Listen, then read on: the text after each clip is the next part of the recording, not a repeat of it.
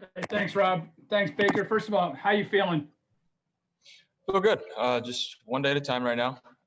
Obviously, a little sore, but that's why we got the rest of the week till game day. You took quite a shot. Is it specific to your ribs, Baker, or is it kind of like the whole right side? Yeah.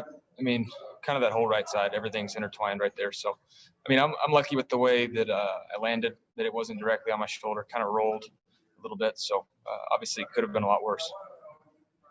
Hey, so everybody, you guys have been one of the surprise teams to this point, to the outside.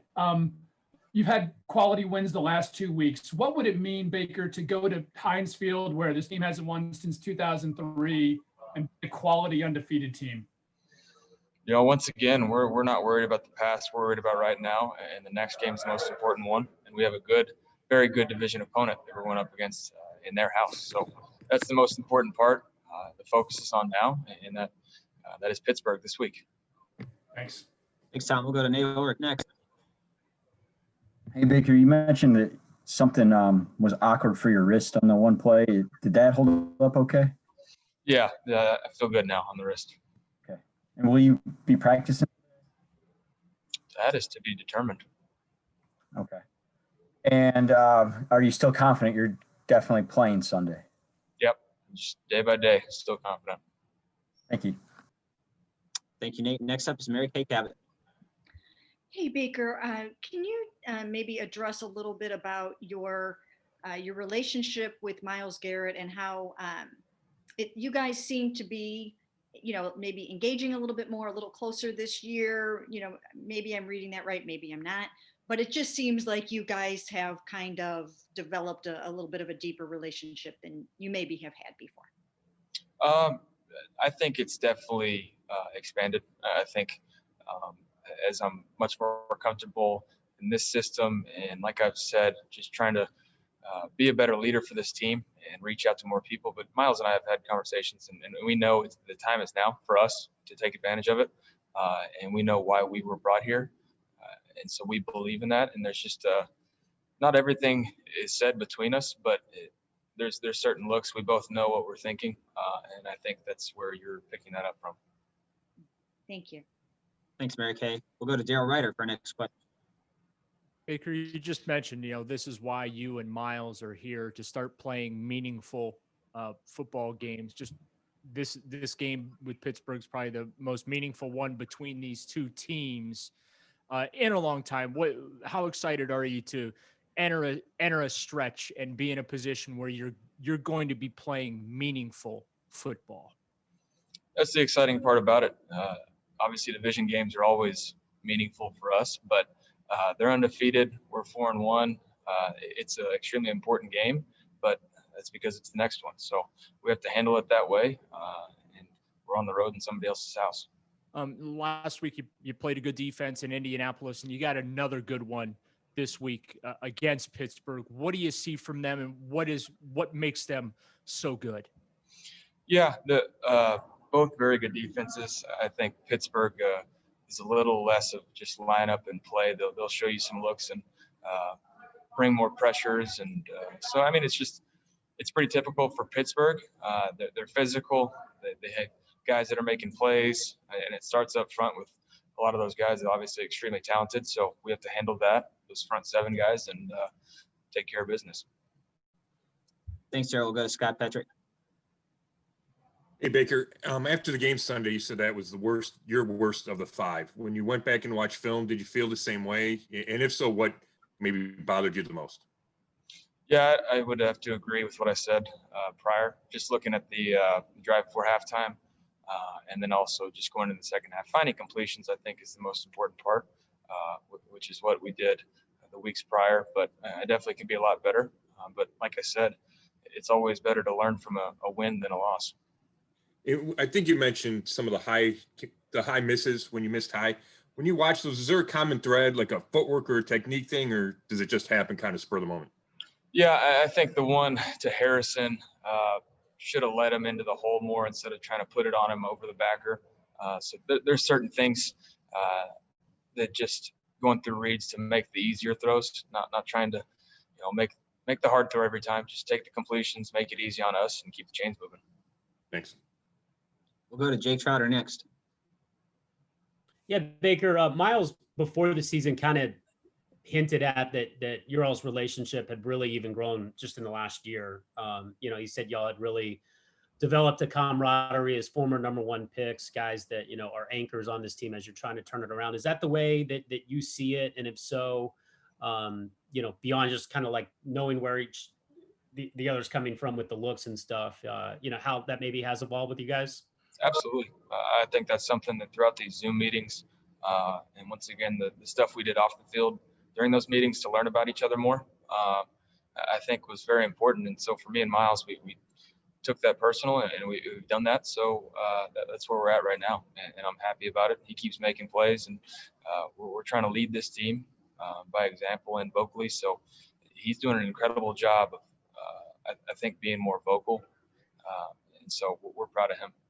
Can you put into just the context, the impact that he's making, the strip sacks, forcing Phillip Rivers into the safety? I mean, just watching him out there, what kind of impact has he had on the record that you guys have? Huge impact. Obviously, the stats and those the sacks obviously speak for themselves, but the game, if you watch it, guys are having a chip. They're having to bring extra people over there. That takes such an impact on our defense of freeing up other one-on-ones for our other D linemen and other blitzers and stuff like that. So it's not just Myles' play individually. It's the things that teams have to worry about, and that's something that we're lucky to have. Aditi Hingabala, you have our next question. Hi, Baker. When you think about the rhythm of the offense right now, how is it working? What is working really well? And where are you in terms of that in particular, where you want it to be?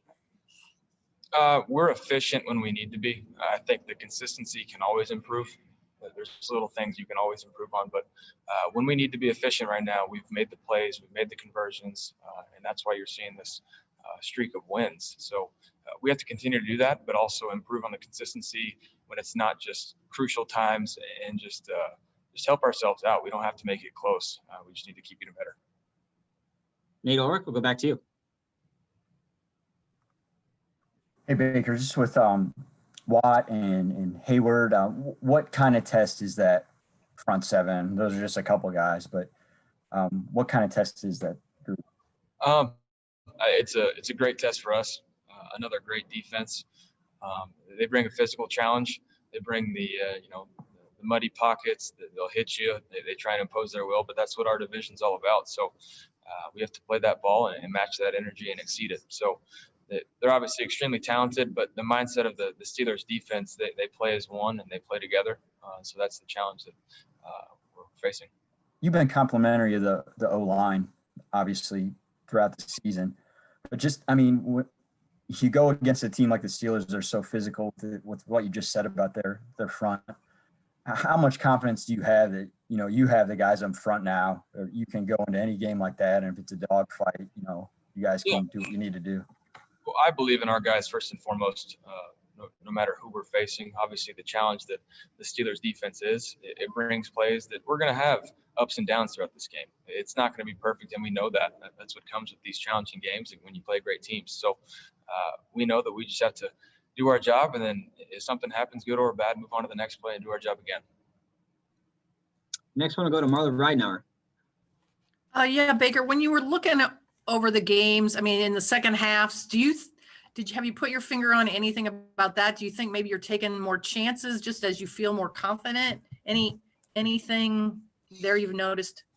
I think, we talked about, some of these plays that we're setting up later on, if we get the right looks and taking these shots. Now, that's where I need to be able to take more advantage of these certain looks and complete these plays, be more efficient. And we'll see improvement on this offense. So I put that 100% on me to improve, and I like that responsibility.